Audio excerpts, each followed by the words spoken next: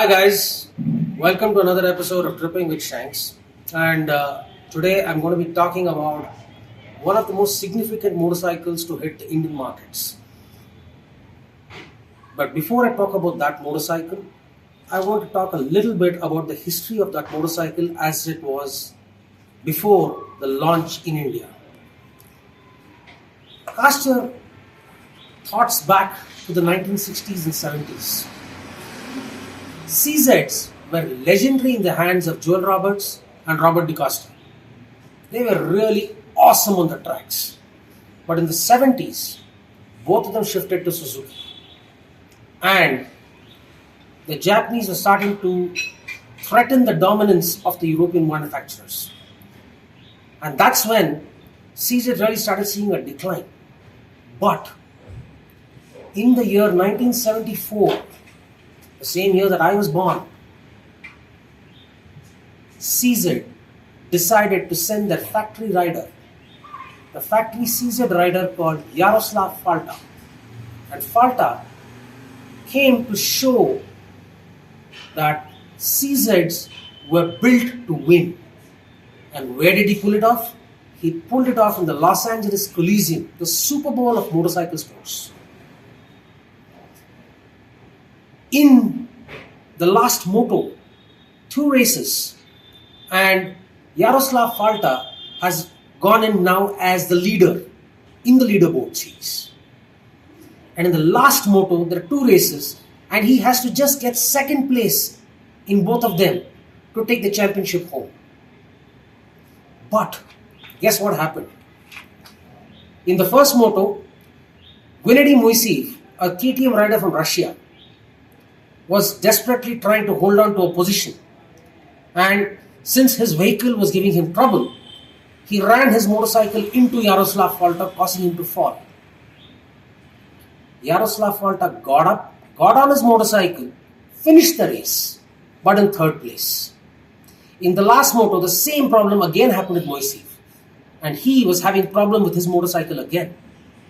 But this time, his 2 teammates from Russia stayed back and allowed Yaroslav Falta to lap them so that they could knock him out of the race. But guess what? Yaroslav Falta managed to evade both of them, finished the race in the 1st place, and took the championship. He went back a winner. But 2 hours after he left, a complaint was lodged with the race officials that Yaroslav Falta had jumped the start.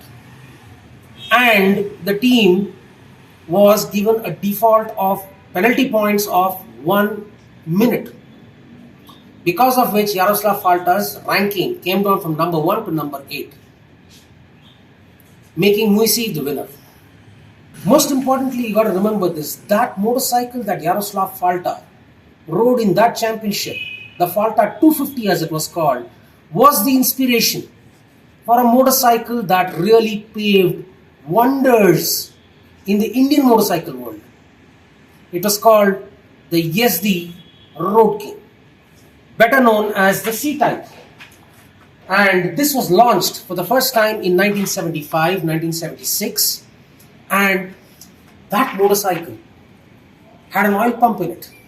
And that oil pump was used in the Oil King. Not being a very big success, the company made sure that they removed the oil pump away from that motorcycle and made it a premix like all the old Javas. And that was when the Roadking really saw success. The Oil King was in production from 76 to about 77, 78.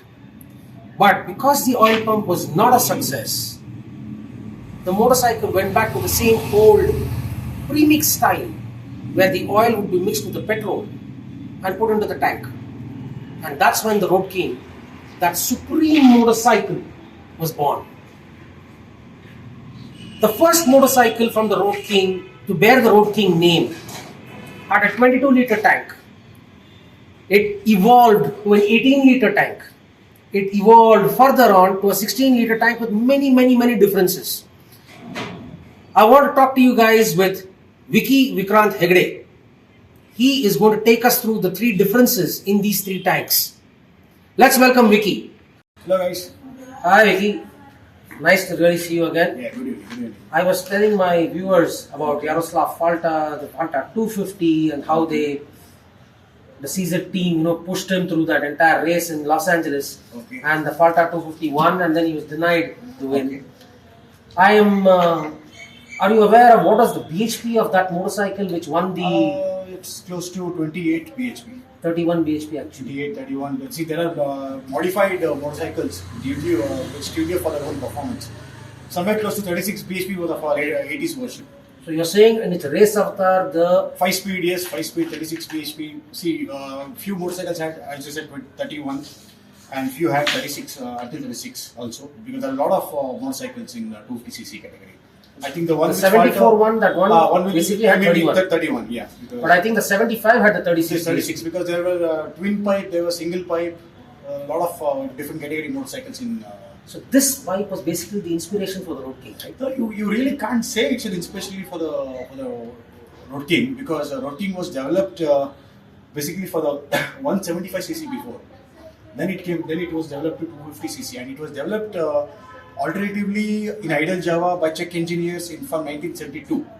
Oh, And if you see Delhi Expo of 1974-75, you can see not 74-75, 73-74 in the old photographs of Idle Java. You can see Road King and Model B together parked in Delhi Auto Expo in 1974 and 73. But this machine was built bore and stroke. People say it is from Falta stroke 250, but according to my knowledge, my experience, this bike was derived from 559 Java. okay. I'll explain you how it makes sense and logic, because 559 is from after 1962 till 62 there was 353, and after 1962 Java exported motorcycles to India and other countries to India, and later in European market or Czech market they had a upgraded model called Java 559. So Java 559 had a single output with twin exhaust. Unlike the Java 353, Yeah, which 353 had different you know, two ports and twin exhaust. Java 559 had a single exhaust, twin ports. The same cylinder is derived from Java 559. If you see a Java 559 Road King cylinder, both have same exhaust and both have same like a nose. It looks like a nose and it's okay. So it's the same thing. But the difference between Java 559 and Road King is Road King had a ISDT gearbox. Okay. Like Libinic gearbox. Okay, Java Libinic, which came out in Switzerland. Yes. Libinic or 553 ISDT gearbox. But 559 had the same 353 gearbox. Okay. And Road King had duplex clutch. And duplex clutch were introduced for 250cc for Libinic models. 553, 579 had duplex clutch. Why? Because in the Libinic models you had to go through snow, so a lot more traction. No, you need lot more torque, not more torque you required, right? power. You need a lot more traction to. So the dual clutch were much important. So Road King early models were always had dual clutch and gearbox of Libinic, means the sports gearbox. Till which year was this? Libinic, Libinic had. No, not the Libinic. I'm talking about the Road King. Road King until 83, I think it must be dual clutch after 82, 83. And the 22-liter tank came till Until 82, yeah, 82, 83, right? Yes. So actually, that is a differentiating factor actually for all the Road Kings. So this model, for example, this being the 79 model Road it's an King, older version. this would have the dual clutch. Yeah, 79 bike were mass produced from 1979, Road King version. And before that, there were few bikes. There are still few bikes which you can find in Mysore or Bangalore or lot of other country, a part of other India. 76 one, 77 one. Collector's piece. Some couple of people have does own it, but it was not publicly sold in the mass. Model B was pushed. Wasn't this the Oil King? No, Oil King was hardly 20-30 bikes. Okay. It was not hardly very few bikes. From 1979, the Road King was was sold much before. So you can always find 1979 bikes more precisely available in the market. Not much before that. Okay, more easily available is 79 model onwards. Yes, 79. If I'm not mistaken, the 78 model bikes came up with the engine number up to about 380. I don't think so, because I had a 1978 model bike which had engine number only 54. Just frame number only 115. So it was very less produced. Means, Idle Java was always keen on pushing Model Bs. And this machine was more ahead of Model B, because in India, You take it 1976 or 77. Okay, take it 1978, 79 only. Okay. 16 bhp manufactured two-stroke in 1979. There was no other motorcycle in Indian land. MR50 came up. 350cc bullet was not. Where is 16 bhp? The old bullets are about 50. This is more 250cc, more high performance. This is basically for a touring machine for those days. And even today, Roadking is very powerful. Even today's 2022 also. Completely agree with that because for those days, Roadking was much ahead. Raju 350 was introduced in 83. So 5-6 years back then, this was produced. This was the first India's fastest bike manufactured in Indian land. So it had a first push then because it was greater than 50. There were a lot of imported bikes, Hondas, Yamahas used to be. But this was the first manufactured in the Indian land. 16 bhp. You know, all Yezdis. Yes. Apart from the Roadking, all the Yezdis are basically twin port and twin exhaust. The Roadking is the only motorcycle which is a single port but twin exhaust. Exactly. And I have heard of a lot of people who have actually, closed one of the exhausts and made it a really race derived motorcycle. Few people have done that in 80s and 90s for racing for more better compression. You can close the left side and keep the right side. You can close the right side and keep the left side. It depends upon your tuning and your performance and what you need. And off late, even I did try that, but I was not happy with how my engine setup was. But even today, if you have an old school mechanic, if you have an old school enthusiast, maybe he can do it for you also. It's not simple, great science. You can try it out, and a lot of people have done that. So tell me, between the 79 to 83 model, Okay. the 83 to 90 model, Okay. and the 90, and there was also a model between 90 and 93 which had the 16-liter type, and the 93 models had, of course, the CDIs which came. Yes. But these. Can you tell me what are the differences between the three evolution? Evolution. So basically, when those days, earlier days, when Idle Java manufactured Roadking, it had aluminum air filter. Okay. It had the parts where the gauge were much high quality. Much thicker. Yeah, much thicker. The quality used was much higher grade. Weight in frame. Heavier bike? Yeah, the bike was heavier, quite heavier, because you see a 22 tank, you see a 96 model last patch tank, the mudguard tank. The quality is little. There is 20-25% difference, and aluminum air filter, and later on it came with a fiber air filter, because aluminum is more expensive material. Only I think the weight was a big factor. Yeah, weight and also the mileage became big. The material cost also. Aluminum is always expensive than the fiber and plastic, right? So in progressive days, the company started to cut down the manufacturing cost. They didn't have the damper. They didn't have the aluminum air filter box. Small things. Manufacturing quality was little 5-10% down maybe compared to 96 model and compared to 80s or early 80s model. Are you saying the bores itself? No, not the bores. Maybe the mudguards, the rear mudguards. So the gauge basically. Yeah. The gauges were much lower. Yeah, much lower. Yeah, something like that. Because our company production cost. Then I heard the dampers were available in the older motorcycles. Yes, dampers were available in the older motorcycles. Maybe until 85, 86, you used to have dampers. So tell me, how much of a difference did it make having a damper? Not having a damper. Okay, dampers. Why we have a dampers is because of steering adjustment. You can tighten your suspension. You can for those days the roads were very bad. It was you don't like nowadays you don't find good roads in those days. 70s and early 80s. So the bike used to have a damper as a company standard fitment, not an option. It is a standard fitment. And Java abroad, Czechoslovakia, every model had a dampers over there. Mm-hmm. It's for maybe to control the vibration, maybe for the stiffness of handling. Off-roading. Yeah, for the handling. Half-roading as I call it. Yes, for the better handling. You can adjust the damper for your below the T-step. So it's for the adjustment for your steering. I also noticed that the headlight ring, for example, in the my Roadking, the 79 Roadking is very different from the headlight ring which is there in the later models. Yeah, that's because your model is very old model, and that headlight ring, a old Java or Model B glass can fit inside that. So they basically taken the same design from the Java was glass. So the manufacturing was the same glass, and it just to fit every carbon. Okay, good. Later on they changed. Are there any other differences? So duplex chain is one duplex thing. There is a damper. There is a quality. Aluminum air filter. High quality. The much 10-20% much quality. Metal gauges.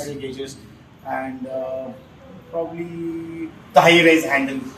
The oil king handle. The high raise handle. So What happened in the 83 onwards? What do you think were the changes that were made? There was They no moved from the difference. single Yeah, chain. the single chain, because single chain was Java 353 chain. That's why they moved on. The Idle Java moved on because they saw the dual clutch much more maintenance, and dual clutch, very for 3 to 4,000 km the chain used to slack on the engine case, Okay. and the clutch was a problem.